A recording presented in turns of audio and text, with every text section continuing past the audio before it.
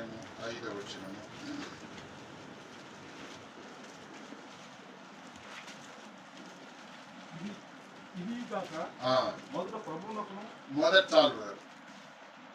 మొదట ప్రభువుకు ఆ మాట జ్ఞాపకం వచ్చింది. ఆ మాట ప్లాన్ చేసుకుందాం.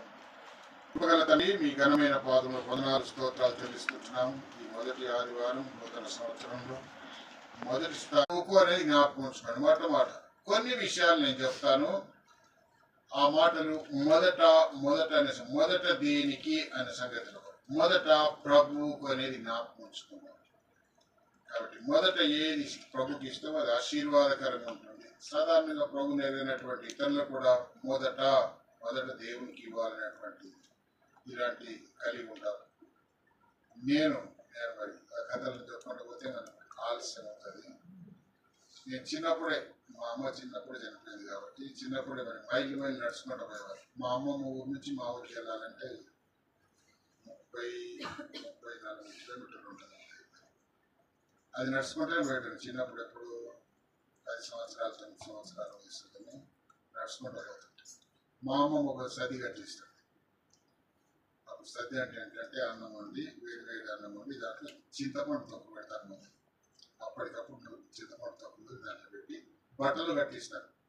ఈ టిఫిన్ బాక్స్ లేదు, బట్టలు కట్టిస్తే ఆ బట్ట మూట తీసుకొని ఇక పోయి సగం దూరం నడిచిన తర్వాత ఎక్కడైనా బావి దగ్గర కూర్చొని అన్నం తినాలంటే మొట్టమొదట తడి అంటియాలి ఆ బట్టకి.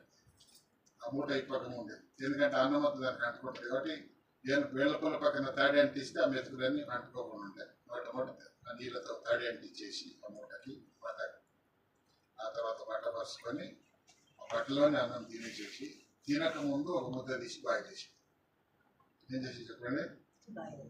అంటే మొదట దేవునికి ఏంటంట, నేను తినే అన్నంలో మొదటి ముద్ద దేవునికి ఇస్తున్నానని చెప్పి మొదటి ముద్ద దేవునికి బాగా చేసి దాన్ని కప్పలు చేపలు తినేది.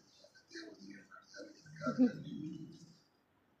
ఆ రీతిగా తినే దాంట్లో కూడా మొదటి దేవునికి ఇవ్వాలి. ఇలాంటి కాన్సెప్ట్ ఇలాంటి చాలా మందికి దేవుని ఎరగనటువంటి వారు కూడా దేవునికి మొదటిది ఇవ్వాలా, శ్రేష్టమైనది ఇవ్వాలా అనేసి.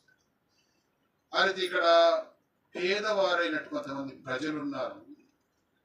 మాసిదోనియా సంఘం ప్రాంతాల్లో మొదట దేవునికి వారి సామర్థ్యము కొలదే కాకుండా సామర్థ్యము కంటే ఎక్కువ అన్నమాట. వాళ్ళు చేతనైనంత వరకే కాకుండా వాళ్ళు చేతగానంత వరకు ఇంకా ఎక్కువ దానికంటే చేసినారంట. అపోస్తలుడు పౌలు అన్నంట,